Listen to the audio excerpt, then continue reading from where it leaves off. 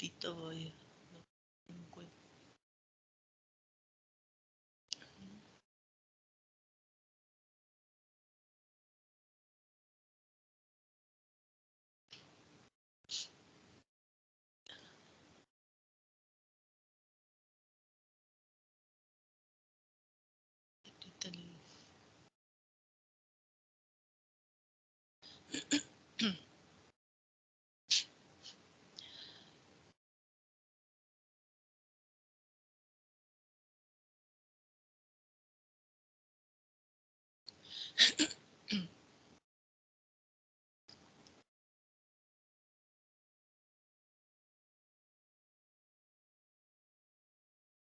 Ya, ¿se ve?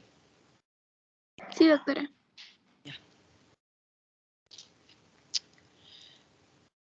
Bueno, acá es un workio que vamos a ver las competencias que tienen que adquirir al final de la clase. Siempre su texto base, Nelson y Meneghello. Bien, los errores del metabolismo. Estas son enfermedades genéticas. La mayoría son recesivas, ¿ya? Donde va a haber una alteración de una proteína o de una enzima que es importante para que un proceso metabólico siga y dé el producto final, ¿no? Necesario para el organismo. Es decir, un sustrato más una enzima nos da un producto. Pero como no hay la enzima, como vamos a ver en las diferentes patologías, entonces, ¿qué va a pasar? Que no hay el sustrato y hay acúmulo del sustrato, no hay el producto, acúmulo del sustrato, ¿ya? Entonces, este acúmulo va a ser tanto en los fluidos como en los tejidos y va a ser tóxico, produciendo daño celular, generalmente en el cerebro, del hígado, del riñón, del intestino, ¿ya? Entonces, y otros van a seguir una vía alternativa tratando pues de adquirir el producto y lo único que consiguen son subproductos tóxicos que agravan el cuadro. Estos son dentro de los más frecuentes. En general, lo que está con verde son los más frecuentes que los de azul, ¿no? Donde tenemos la hiperfenilanemia, hipotiroidismo, hiperplasia suprarrenal congénita, fibrosis quística y drepanocitosis. La incidencia en general de los errores del metabolismo, en su conjunto, en todas, es de 1 en 800 o a 1000 recién nacidos vivos. Como ya les he dicho, afecta múltiples órganos y sistemas. Son progresivamente degenerativos que pueden llevar a la muerte. La mayoría requiere pues un tratamiento de por vida y hay otros que no hay tratamiento, ¿no? La mortalidad ya es precoz también. Siempre tenemos que tener en cuenta estos antecedentes cuando estemos frente a un error del metabolismo. Antecedentes familiares de alguna enfermedad metabólica que haya, si algún familiar ha tenido. Muertes inexplicables en el periodo neonatal, por ejemplo, en una hiperplasia suprarrenal congénita, si es varoncito, ¿no? Como no hay alteración en los genitales como en una mujer que hay los genitales ambiguos, entonces pasa desapercibido y puede ser una forma severa, ¿no? En la que es perdedora de sal, puede llegar al shock y muerte. Entonces muere un niñito en forma inexplicable. Entonces siempre pregunten, ¿y ha tenido otro hijito, ha fallecido en el periodo neonatal? Cualquier, ¿no? En el periodo neonatal, entonces sospechar que fuera un error del metabolismo. Es más frecuente también cuando hay una consanguinidad familiar. La mayoría, pues como hemos dicho, son autosómicos recesivos. No existe una sintomatología específica, por eso tenemos que hacer el diagnóstico diferencial con todas las patologías más frecuentes con las cuales se confunden, ¿no? Por ejemplo, en la etapa neonatal podemos confundir con un TORCH, ¿no? Hacemos los estudios, no identificamos nada, entonces pensar que pudiera ser un error del metabolismo. Y como muchos pasan desapercibidos, se hace pues un tamizaje neonatal para tratar pues de identificar en forma temprano para prevenir y dar un tratamiento oportuno. O sea, es una serie de estudios de laboratorio con ese fin. Este es un papel filtro en el cual se hace el tamizaje a los niños con un punzón en el taloncito, ¿no? Y miren, hay unos que tienen paripotiroidismo, fenilcetonuria, galactosemia, hipertrofia suprarrenal, y hay otros que tienen más todavía, ¿ya? Entonces, con eso podemos nosotros identificar en forma precoz. Todas estas son las pruebas que se utilizan, la prueba de inhibición bacteriana de Guthrie, en la fenilcetonuria, radioinmunoensayo, fluorometría, electroforesis en gel, la espectrometría. Vamos a hablar primero de los errores de los innatos del metabolismo, pero de los carbohidratos, ¿ya? La intolerancia a la fructuosa. Entonces, esta es autosómica recesiva, la frecuencia es 1 en 20.000. Lo otro que hemos hecho 1 en 800 y en 1000 es en general, en forma global de todos los errores. Pero esta de la enfermedad, esta se presenta 1 en 20.000, ¿no? Y la enzima después, la deficiencia de la fructosa 1-fosfato aldolasa. Entonces, ustedes saben que la sacarosa es un disacárido que se convierte en glucosa y fructuosa, ¿no? Entonces, acá la fructuosa por una sinasa se convierte en fructosa 1-fosfato. Entonces, acá está el problema general, la deficiencia de la fructosa 1-fosfato aldolasa, ¿no? Entonces, no hay formación de gliceroaldehído que al final, fíjense, nos va a llevar a una glucólisis, gluconeogénesis. Es por esto que estos pacientes van a hacer hipoglicemia. El acúmulo, pues, de la fructosa es a nivel de la mucosa intestinal y las manifestaciones son náuseas, vómitos, anorexia. La curva ponderostatural se afecta. Los síntomas son de hipoglicemia por el mecanismo que ya les he dicho, que no lleva a la gluconeogénesis ni a la glucólisis. En el hígado va a haber una fibrosis periportal, hepatomegalia, llevando pues todo esto a alteraciones en que no haya buena producción de proteínas y de los factores de coagulación, formándose la citis, fenómenos hemorrágicos. El riñón, una acidosis tubular secundaria, aminoacidurias y pueden llevar incluso a una insuficiencia renal. Fíjense que hay compromiso entonces de varios órganos. El diagnóstico se hace pues con un test endovenoso de tolerancia a la fructosa, pero esto es peligroso porque puede llevar a una hipoglicemia tan severa, a un shock y a la muerte. No se hace generalmente. Dosar fructuosa en orina y el diagnóstico definitivo pues se hace determinando la actividad enzimática mediante una biopsia hepática. Puede hacerse también una prueba terapéutica, ¿no? Retirando de la dieta pues la fructuosa y vamos a ver que los síntomas mejoran. Entonces en el tratamiento pues tenemos que eliminar, ¿no? Ya la fructuosa, la sacarosa, la lebulosa, servitol. Y no solo pues la fructosa en las frutas, sino también puede haber en otros alimentos, papa, brócoli, pepino, calabaza. A estos pacientes se les da pues todo una relación de los alimentos que tienen fructuosa para evitarlos. Pasamos a hablar sobre la galactosemia. Igual la lactosa es un disacárido que se convierte en galactosa y glucosa, ¿no? También miren autosómica recesiva y la deficiencia, la clásica es por la deficiencia del uridiltransferasa, o sea, glucosa 1-fosfato uridiltransferasa, ¿no? Se localiza en el brazo corto del cromosoma 9. Estas son las enzimas. Miren, puede haber deficiencia de una quinasa, ¿no? La clásica de 1-fosfato uridiltransferasa o la deficiencia de una epimerasa. Y las consecuencias pues van a ser el acúmulo, ¿no? De todos los metabolitos a nivel de los órganos, cerebro, hígado, riñón. Y se van a aperturar vías metabólicas alternas y se van a producir pues productos muy tóxicos para el organismo. Entonces miren, la lactosa se transforma en glucosa y en galactosa. Entonces aquí la galactosa, por una galactosa quinasa pasa a galactosa 1-fosfato uridil, 1-fosfato. Y la enzima galactosa 1-fosfato uridil transferasa es la que en este caso es la más común, la más frecuente, la que estaría deficiente o no habría. entonces va a haber acúmulo de galactosa 1-fosfato en todos los órganos, ¿no?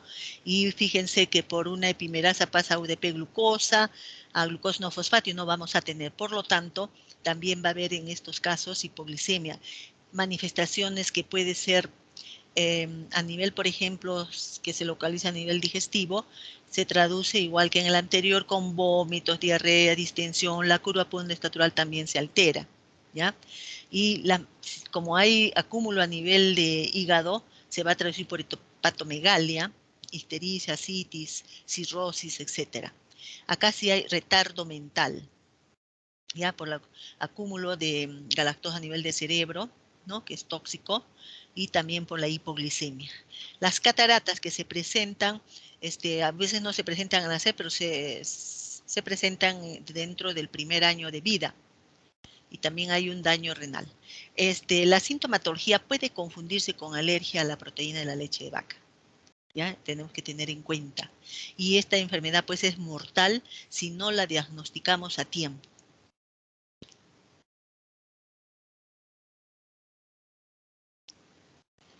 El diagnóstico, en el laboratorio tenemos que identificar pues, la galactosa en orina, ¿no?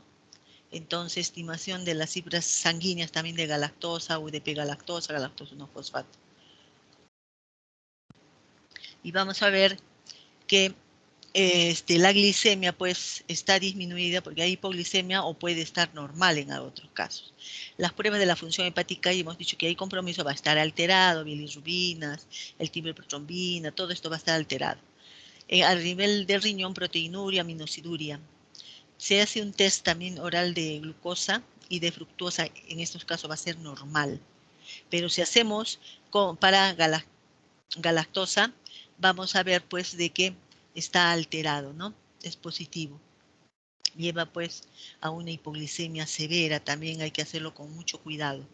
Y el diagnóstico confirma determinando pues la deficiencia de esta enzima, la galactosa 1-fosfato uridil transferasa en los eritrocitos. Acá está el resumen, ¿no? De una galactosemia, daño a nivel cerebral, hay catarata. Por la vía alternativa se forma pues el galactiol, que es tóxico y produce también las cataratas, ¿no? Como hay compromiso a nivel del hígado, va a haber ictericia, cirrosis, todos los problemas al nivel renal, ¿no? Entonces, si se le da leche a un lactante galactosémico, los azúcares de la leche no metabolizados se acumulan y causarán pues daño en todos los órganos que hemos mencionado, ¿no? El tratamiento es pues sustituir, ¿no? La lactosa, o sea, quitar la lactosa de la leche, retirar la leche. Vamos a dar leche de soya o una fórmula, pero que no sea con lactosa. Igual se les da una relación de qué, ¿no? Alimentos tienen lactosa o galactosa. La glucogenosis. Son hasta 11 formas, pero yo le he escogido la más frecuente, la clásica, la glucogenosis tipo 1. ¿Ya? Donde acá la deficiencia es de la glucosa 6-fosfatasa. Entonces esta enzima convierte la glucosa 6-fosfato en glucosa libre. Como no hay, entonces se va a quedar siempre en glucosa 6-fosfato. Es decir, que va a haber una hipoglicemia porque no hay glucosa, ¿no? Y frente a una hipoglicemia, eso siempre, cualquier causa de hipoglicemia, siempre el organismo pone en marcha un estímulo hormonal. Glucagón, glucocorticoides, hormona de crecimiento, adrenalina. Entonces, todos estos van a favorecer la glucogenólisis y la gluconeogénesis, ¿ya? O sea, la formación, ¿no? De glucosa. Pero lo único que consigue es quedarse acá nomás en glucosa 6-fosfato porque no hay la enzima. Entonces, tiene que ir por una vía glicolítica, tratando de conseguir pues, energía para las células. Y lo único que consigue es aumentar el ácido láctico.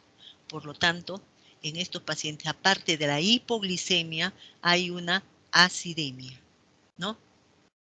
Esto también, por esta vía glicolítica, también se forma, está aumentado NADH, NADPH, acetilcoenzima, que esto favorece para favorecer los triglicéridos, los ácidos grasos.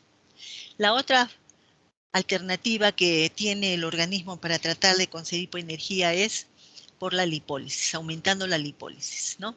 Aumento de ácidos grasos, estos se van a esterificar a nivel del hígado, entonces van a estar aumentando los triglicéridos y el colesterol. Y esto se va a manifestar, pues, con santomas, ¿no? Santomas. Pero este aumento del triglicérido y colesterol va a interferir con que las plaquetas adquieran el ATP para poder agregarse.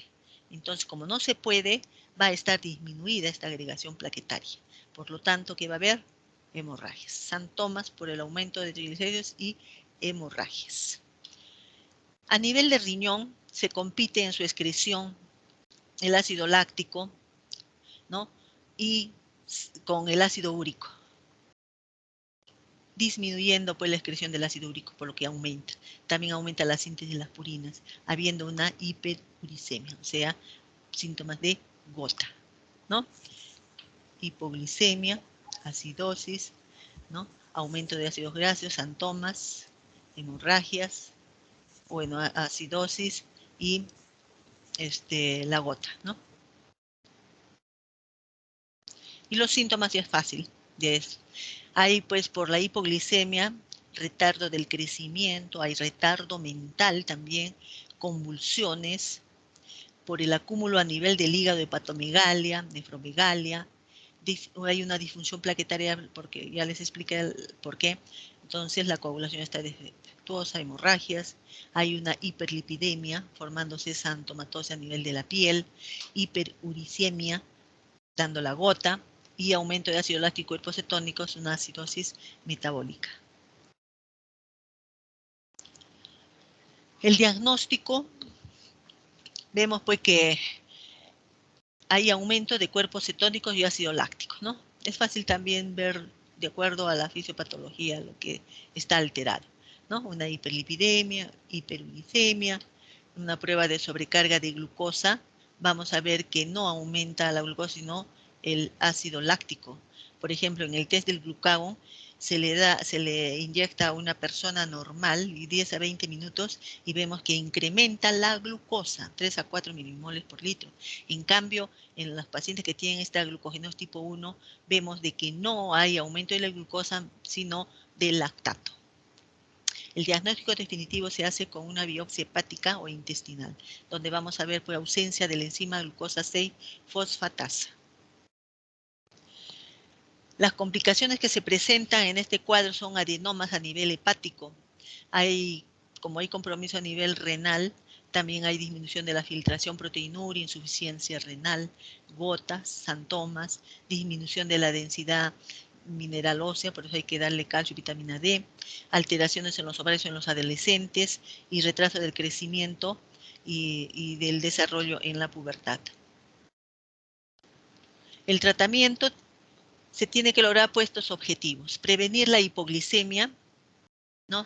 Y todas las alteraciones secundarias a la hipoglicemia, promover el crecimiento normal y prevenir el daño neurológico.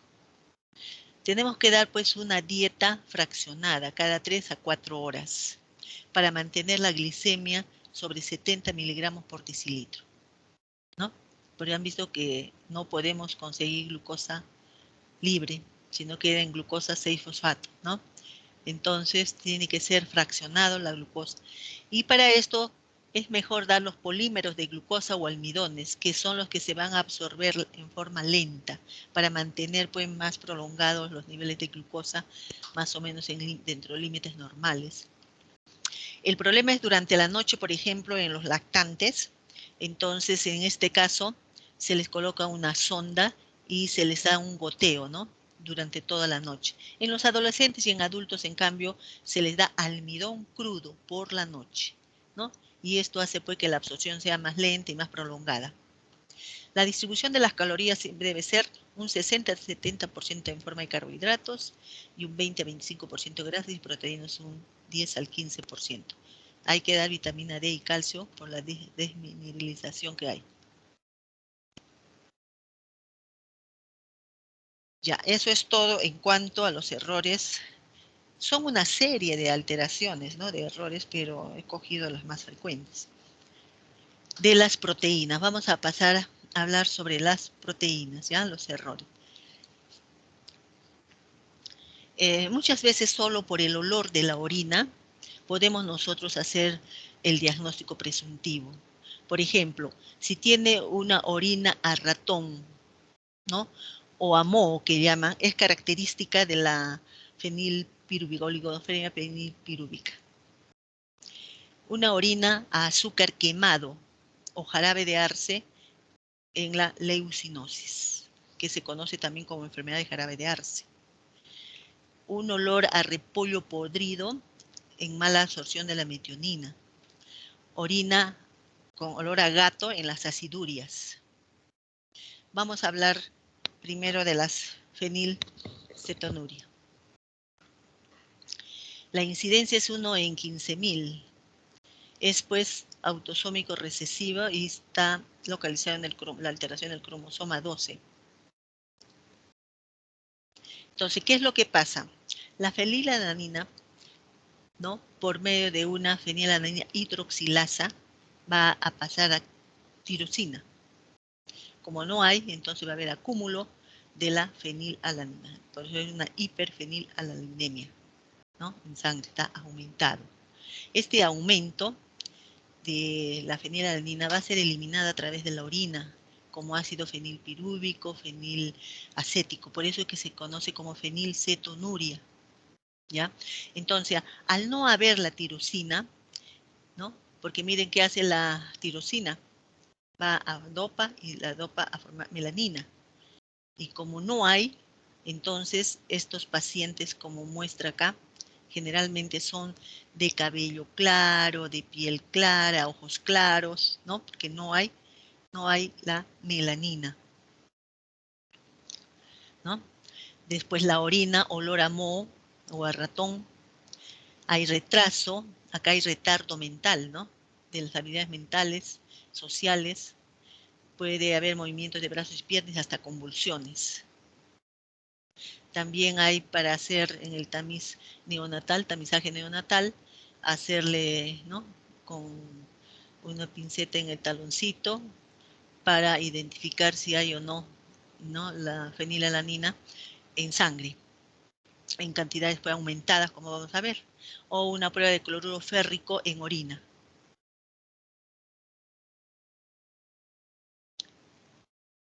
El diagnóstico precoz ya hemos visto, cribado de todo recién nacido, y el dosaje pues, de la fenilalanina en el plasma mayor de 20 con la prueba de Guthrie y con el cloruro férrico es en orina, ¿ya?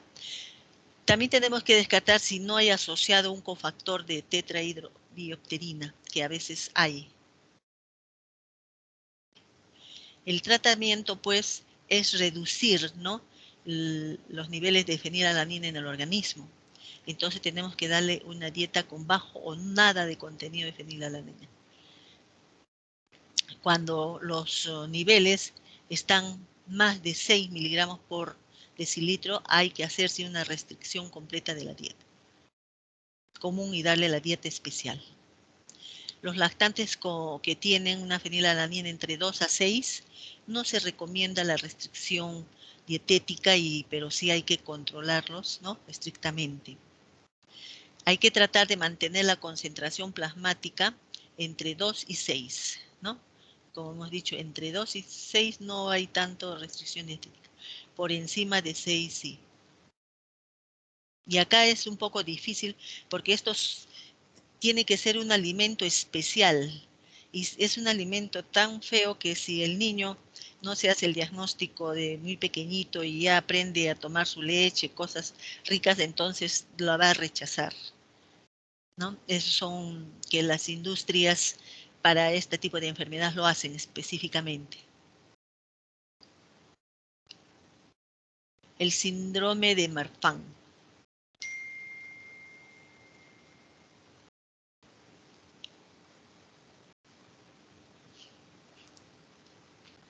Este sí es autosómico dominante. Y miren, afecta las fibras elásticas del tejido conectivo. O sea, todos los órganos que tienen fibras elácticas, o sea, del tejido conocido como el aparato cardiovascular, el esquelético, dura madre, el ojo, la piel, tegumento y el pulmón van a estar afectados en este síndrome.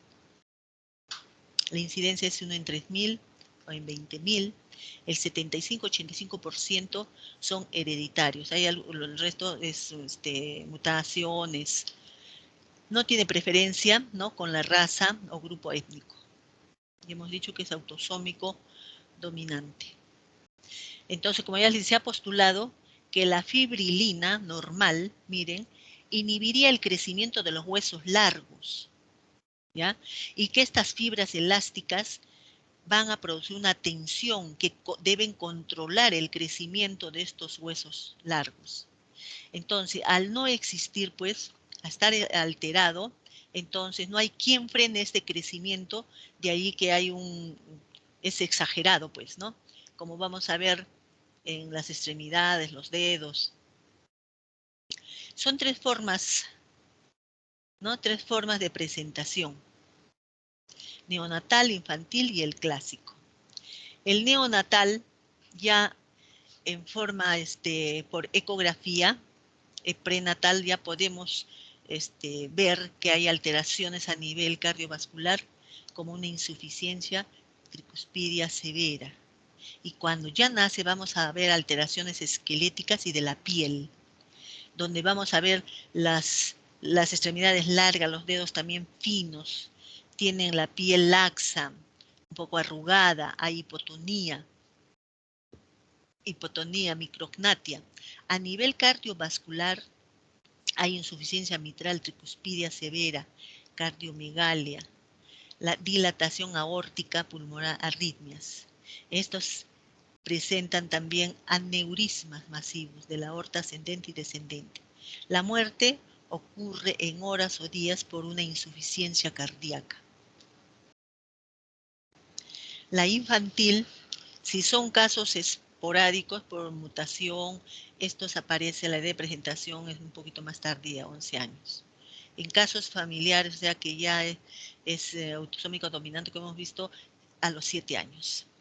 Hay lesiones cardiovasculares, igual que en la etapa neonatal, ¿no? Pero acá son asintomáticos. Hay una dilatación aórtica en un 42%. Entonces, para una madurez esquelética, la mayor parte tendrán compromiso cardiovascular.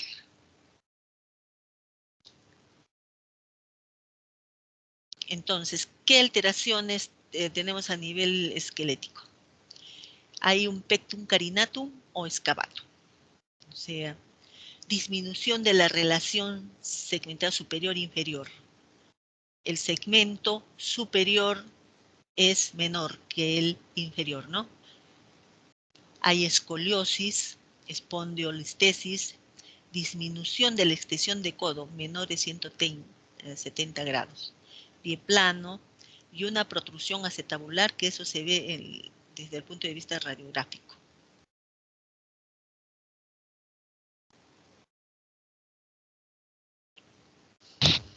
En el sistema cardiovascular, miren, hay dilatación de la aorta ascendente, insuficiencia aórtica, disección de la aorta ascendente, que va a llevar pues a los aneurismas. Como hemos visto que también hay muchas fibras en las de nivel del pulmón, puede haber un neumotoras, rupturas. A nivel ocular, una subluxación del cristalino. A nivel del sistema nervioso central, una ectasia dural, que eso lo puede, lumbosacra, podemos determinar con una resonancia o una tomografía. Aranodactilia, los dedos largos. Ustedes, a ver, agárrense su muñeca, solo llega a agarrar, a tocar, ¿no? No sobrepasa, no sobrepone. En cambio, en el síndrome de Marfan, ustedes lo hacen agarrar y van a ver que los dedos se sobrepone al pulgar, ¿no? Porque son largas. Acá vemos de que no pueden, no hay una extensión completa, ¿no? Es menor de 170 grados. El tratamiento pues va enfocado a prevenir las complicaciones. Esto tiene que ser multidisciplinario. Ya hemos visto que hay a nivel cardiovascular, a nivel, o sea, el cardiólogo, el oftalmólogo, el traumatólogo, ortopédico, ¿no? Y tiene que ser evaluada también por un genetista para confirmar el síndrome y hacer su seguimiento. Hay que educar al paciente y a sus padres, ¿no? Explicarles la alteración y evitar los deportes, indicarles que tiene que evitar los deportes de alto impacto, porque hay alta incidencia de las dislocaciones, ¿no? Tienen compromiso esquelético, como hemos visto. Y se debe usar beta bloqueadores para evitar la aparición de la dilatación aórtica o detener su progresión para así reducir el riesgo pues, de la disección aórtica. Fisioterapia, ¿no? Para mejorar el tono muscular y una actividad moderada, como hemos dicho. Y tratando puede mejorar la calidad de vida del paciente. También si hay problema oftalmológico, como hemos visto, también si hay un retardo motor, igual todo esto tiene, como ya les he dicho, multidisciplinario. El tratamiento de las lesiones cardiovasculares va a ser pues siempre es quirúrgico, cuando ya no se puede con beta bloqueadores, ¿no? Inclusive hay que hacer reemplazos valvulares o reparación de los aneurismas. El hipotiroidismo congénito. Fíjense bien esta carita, ¿no? La lengua. Durante la primera mitad de la gestación, o sea, entre las primeras 20 semanas, procede, ¿no? Las hormonas tiroideas de la madre. Ya a partir de las 20 semanas ya es el feto quien los produce.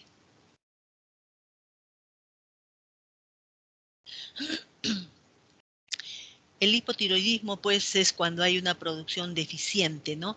O porque hay una resistencia a la acción de los de T4, T3. ¿Y cuál es la causa más frecuente? ¿Cómo se clasifica? Lo clasificamos en tres, ¿no? Primario, cuando la lesión, el problema está en la tiroides. Secundario, en el hipotálamo. Y terciario, ¿cómo se llama? Perdón. Terciario, en la hipófisis. Secundario en la hipófisis y terciario en el hipotálamo. O sea, en orden, ¿no? Entonces, primario en tiroides. Secundario en hipófisis. Terciario en hipotálamo. ¿Ya? Ahora, periférico cuando todo está normal, pero hay pues una resistencia a las hormonas, ¿no? En los tejidos diana. El hipotiroidismo primario, o sea que el problema esté en la tiroides, mayor porcentaje se debe a una disgenesia tiroidea, ¿ya? En un 80 al 90%. Y estas pueden dividirse en que no esté presente, ¿no? La glándula, o sea, una agenesia, que esté pequeña, una hipoplasia, o que no esté en su lugar, ¿no? Una ectopia de la glándula.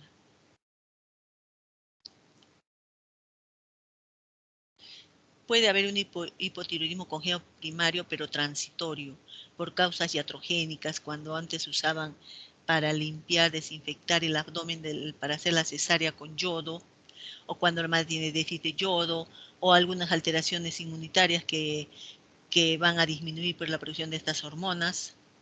En algunos puede ser transitorio, porque ya hemos dicho que las causas más frecuentes son las otras. Le sigue en frecuencia, la dishormonogénesis, ¿no? Por herencia autosómica recesiva, y lo más frecuente es por defecto de la peroxidasa tiroidea. Puede ser producido también por otro, ya menos frecuente, que hay un defecto en el transporte del yodo, un defecto en la generación de la peroxidasa, una producción anormal de la tiroglobulina o una deficiencia de la yodotirosina dehalogenasa.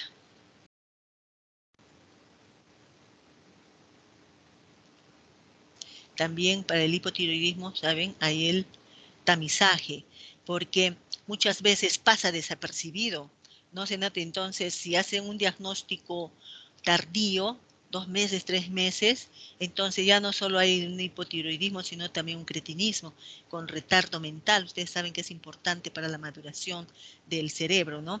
Entonces,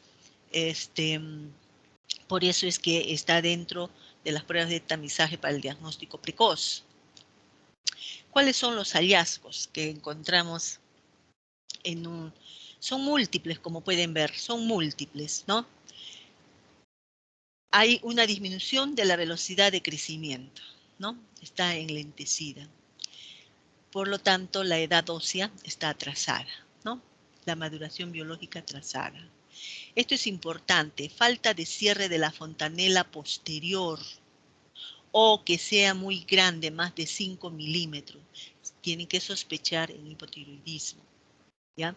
También va a haber retraso, ¿no?, en la erupción o recambio de los dientes y hay retardo mental. ¿Qué vamos a ver? Acá ya hemos dicho, ¿no? El crecimiento está retardado y la proporción también, ¿no?, son anormales.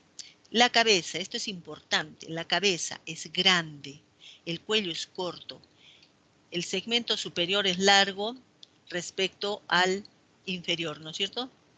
La edad progresa y si se hace un diagnóstico tardío, podemos nosotros hacer uso de esta fascie, una fascie con mixedema de los párpados. Ustedes van a tener edema de los párpados, de los labios, van a estar los labios engrosados, los ojos achinados, es por la colección del mixedema.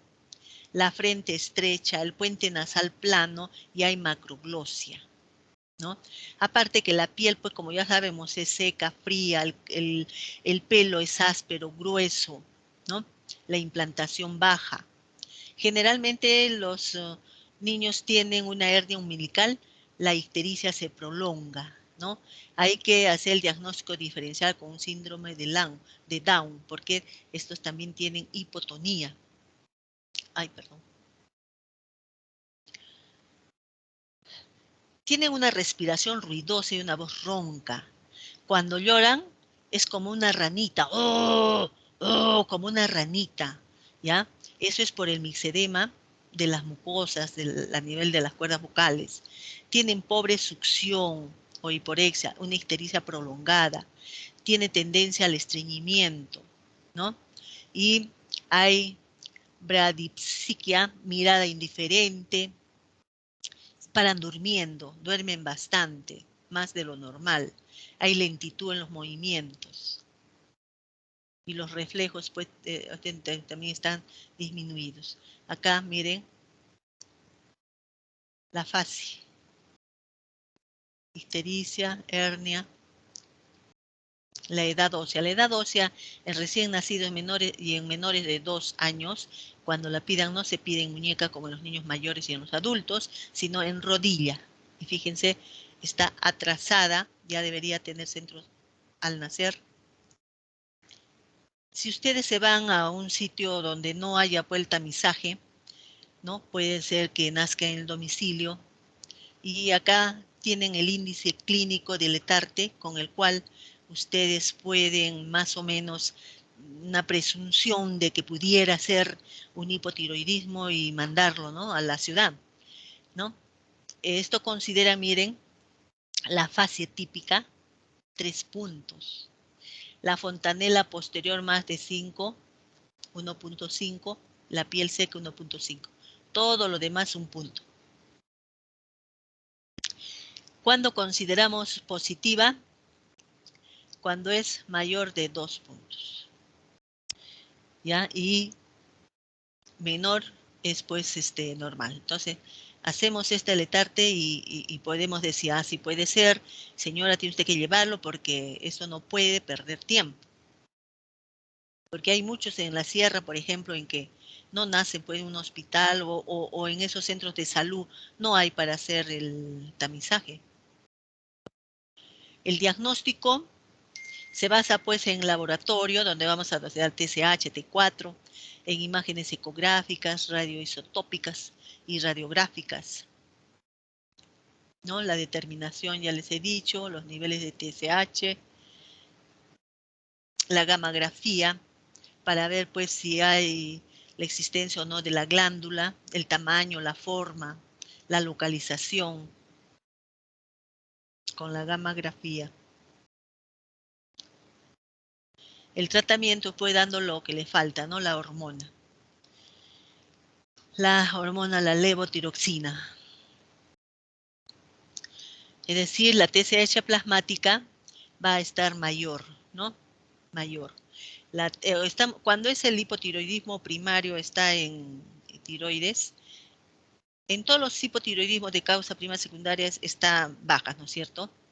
Pero si es de causa primaria, la TSH tendría que estar elevada. Si el problema está en la hipófisis, tendría que estar baja, ¿no? Al igual que la T4, T3, ¿ya?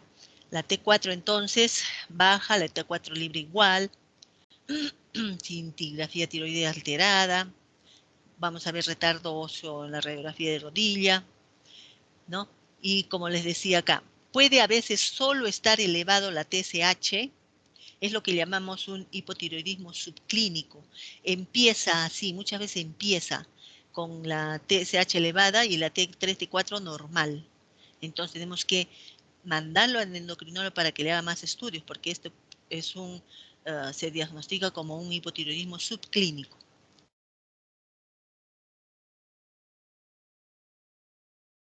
Pasamos a ver ahora la osteogénesis imperfecta o huesos de cristal. Es pues hereditaria y el defecto está en el colágeno tipo 1, que hay deficiencia de este colágeno, que es importante para la estructura pues del ósea. Es también dominante, afecta de 1 en 5.000 a 10.000. Hay una triada característica. Fragilidad ósea con fracturas, etc. Escleróticas azuladas y sordera. ¿Qué es la sordera? No puede ser de inicio, sino de repente en la infancia tardía o en la pubertad. ¿Ya? Pero esta es la tríada. O sea, siempre termina. Si llegan adultos, terminan con sordera. Tienen debilidad muscular. Ya hay hipotonía. Hay hipermovilidad articular. Entonces, también tenemos alteración en la formación, ¿no?, de los dientes. Hay macrocefalia, la cara es triangular, el cráneo es blando. Acá la radiografía de huesos largos, vamos a ver que las diáfisis están estrechas, incurvadas, fracturadas. Las fisis, las epífisis están normales. La presencia de huesos bormianos, una pelvis en forma de trébol.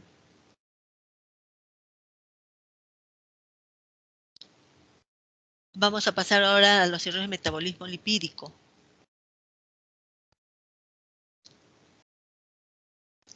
La enfermedad de Tangier. Cuando hay ausencia de las lipoproteínas de alta densidad, que estos transporten el colesterol de los tejidos al hígado. Como están ausentes, entonces se quedan pues en todos los órganos, ¿no? Y hay acumulación. ¿Y qué vamos a encontrar? Que el colesterol plasmático está disminuido, los triglicéridos normal o aumentada. Producto de este acúmulo va a haber pues una hiperplasia adenoidea en las amígdalas, una hiperplasia a nivel de la mucosa rectal, una hepatoesplenomegalia. El otro cuadro es la hipercolesterolemia familiar, autosómica dominante. Acá la alteración es en la deficiencia de un receptor que se encuentra en la superficie de las células que controlan la degradación de las lipoproteínas de baja densidad, que son las que transportan el colesterol. De tal manera pues que este va a aumentar la concentración de estas lipoproteínas de baja densidad asociado pues a colesterol en la sangre, y vamos a ver que va a depender del déficit, si es el 50% que se presentan en los heterocigotos o del 100% en los homocigotos. Si el déficit del 50%, va a haber pues una hipercolesterolemia moderada, 350-500. Presencia de santomas en el tendón y una arterioesclerosis coronaria en mayores de 30, todavía jóvenes. Pero si son homocigotos, Hay una hipercolesterolemia severa, miren, de 650 hasta 1000 miligramos por ciento. Los santomas ya no solo son en el tendón, sino son cutáneos, en la piel. Hay una enfermedad coronaria ya en la infancia y hay un infarto en menores de 20 años. El diagnóstico es determinando estos receptores de las lipoproteínas de baja densidad, ¿no? Que puede ser en los fibroblastos, en la piel, cordón, células de líquido amniótico. El tratamiento es dándole la colestiramina o colestipol, ¿no? Y una dieta baja en colesterol. En niños, 150, la mitad del adulto. Pasamos ahora a la enfermedad de Gaucher.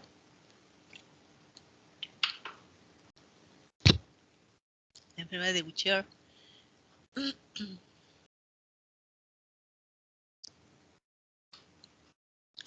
que es pues frecuente en los judíos de origen askenazi.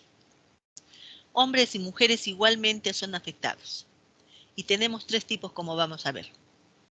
Esta enfermedad se debe a una deficiencia de esta enzima, la beta-glucocerebrosidasa. Entonces hay una alteración pues, en la degradación de los gangliósidos y quedan acumulados en el cerebro, en el hígado, en el riñón, en el vaso, provocando pues visceromegalias, alteraciones esqueléticas, neurológicas. Acá están los 3 tipos. El tipo 1, ¿no? Es de edad de inicio en mayores de 1 año. Acá hay afectación, hay hepatoesplenomegalia y enfermedad ósea, es decir, presentan dolores de huesos, a veces incluso hasta fracturas. La mortalidad es pues de 60 años. El tipo 2 es en menores de 1 año, donde no hay mucha visceromegalia, no hay problema a nivel de huesos, pero sí hay afectación a nivel del sistema nervioso central.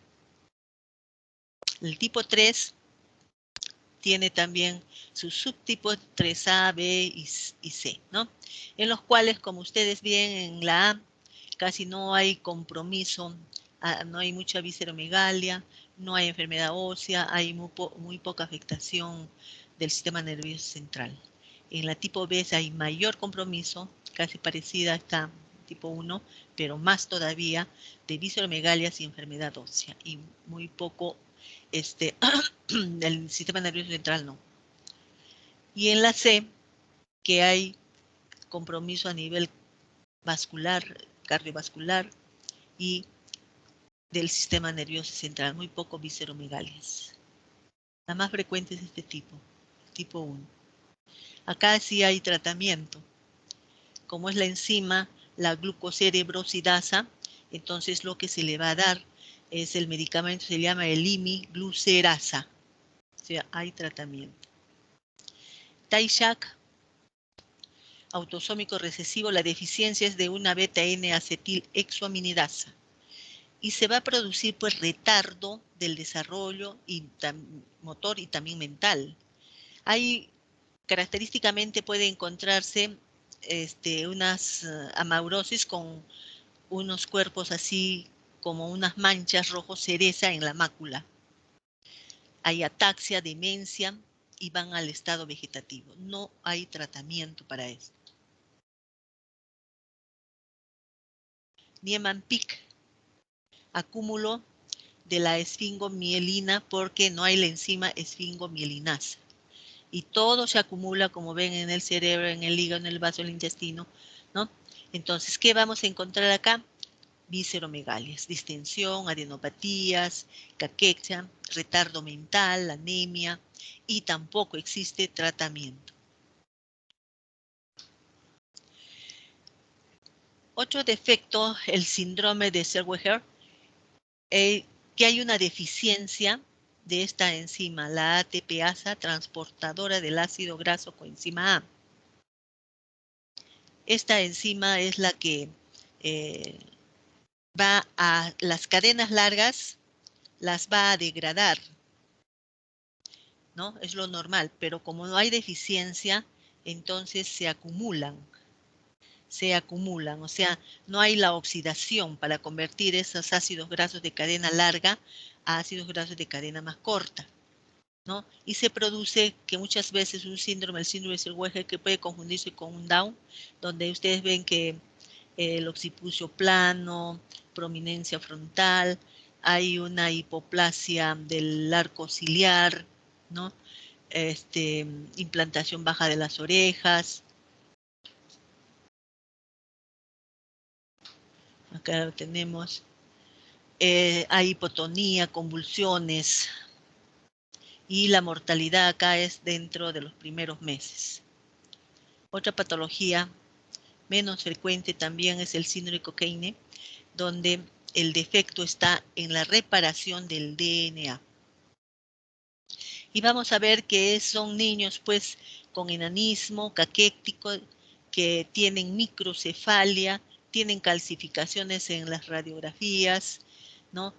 Tienen sensibilidad a la cutánea a la luz y desarrollan neoplasias, tienen retinopatía, sordera y una degeneración neurológica progresiva. Tampoco hay tratamiento.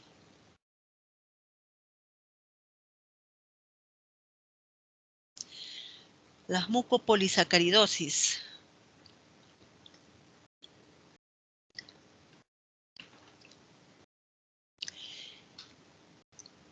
Los mucopolisacáridos, también llamados glucosa aminoglicanos, ¿ya?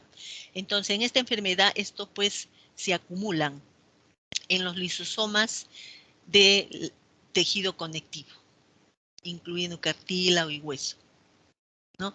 Se acumulan y vamos a ver acá que tienen una preferencia por ciertos órganos, ¿no? Cuando estos mucopolisacáridos o glucosa aminoglicanos se depositan, por ejemplo, como en este leparan sulfato, que produce síntomas predominantemente neurológicos, o sea, a nivel del sistema nervioso central, como en Hurler y Hunt y el síndrome de San Philippe, ¿no? Se conoce como heparan sulfato, tienen preferencia por el sistema neurológico. El queratán sulfato tiene preferencia por el ojo, produce opacidades corneales y también alteraciones esqueléticas. No hay afectación neurológica. Acá tenemos el síndrome de Morquio. Como vemos, no tiene retardo mental, tiene bastante afectación esquelética, ¿no? Y a nivel ocular. Y el dermatán sulfato, que produce también miocardiopatías y valvulopatías.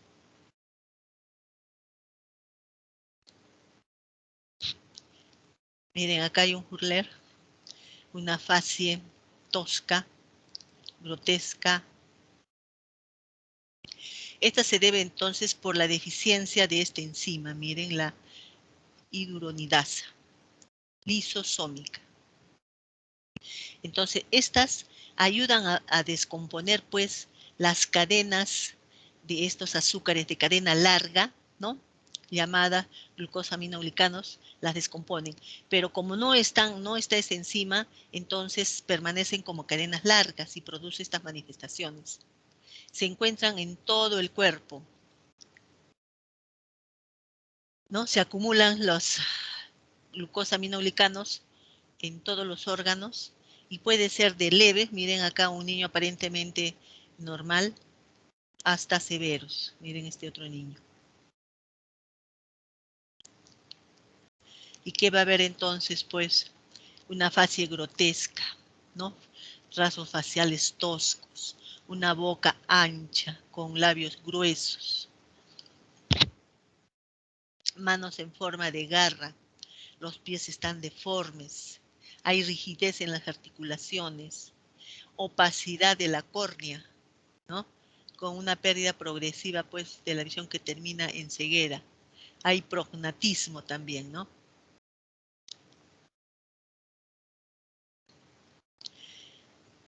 Y hay complicaciones en este caso, puede haber compresión de la médula espinal, que puede llevar pues a una pérdida de la función motora, deformaciones de las extremidades, como ya hemos visto, sordera, también tienen sordera, problemas a nivel de las válvulas y problemas visuales como cataratas. El tratamiento es pues reemplazando la enzima, la hyaluronidasa, que es lo que falta, ¿no? Morquio. Es otro mucopolisacárido que menos severo, el otro era el más severo, ¿no? Como pueden ver acá, las anormalidades son pues más esqueléticas, ¿no? También hay cardiovasculares a nivel ocular, pero el diagnóstico a simple vista más es esqueléticas, donde vamos a ver un enanismo, el tronco es corto, hay un tórax en tonel, pectus carinatum, hay una hiperlaxitud articular y tenemos un geno valgo marcado, ¿no? Las rodillas son inestables. Pie equinovaro. Hay un cúbito, miren, un cúbito varo, un cuello corto. La cara, vemos la barbilla prominente, la boca es ancha, la lengua alargada. Estos tienen una talla de 85 y no pasan del metro, son de talla corta. Pero como ya hemos visto, no hay retardo mental. En la bóveda craneana vamos a ver que está engrosada. La silla turca tiene forma de J, a diferencia de uno normal. Va a haber las vértebras aplanadas, un poco de escoliosis, una hipoplasia del odontoides, un fémur pequeño.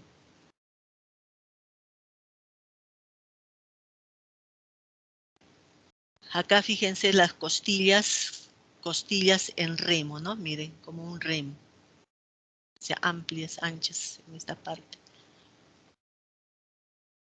Acá el geno valgo.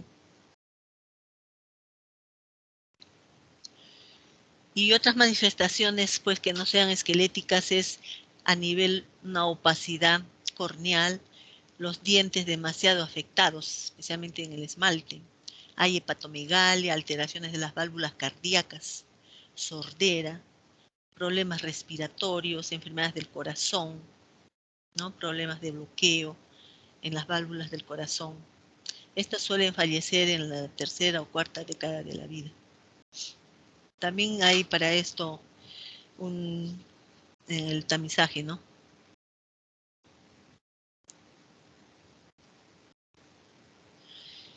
No hay un tratamiento pues específico, ¿no? Tiene que ser sintomático. Hay que mejorar el estado general, la calidad de vida, ¿no? Del paciente y de la familia. Y también es multidisciplinario, ¿no? Donde tiene que ser visto por el neurólogo, neumólogo, oftalmólogo, cardiólogo, el ortopedista, fisioterapéutico y el psicólogo, ¿no? Es multifamiliar. ¿Qué les iba a decir? Muchos medios, no solamente el pediatra, ¿no? Multidisciplinario. Y eso es todo. Si hubiera preguntas.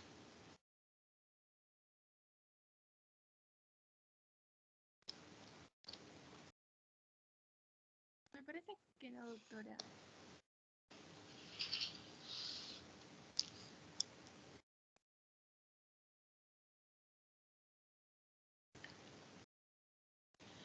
¿Alguna pregunta, señores alumnos?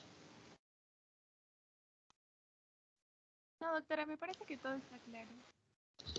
¿Cómo? ¿Aló? ¿Se escucha? Sí, doctora. Le decía que me parece que todo está claro. Ya. Ya bien, entonces, con esto hemos terminado la clase. Hasta luego, señores alumnos.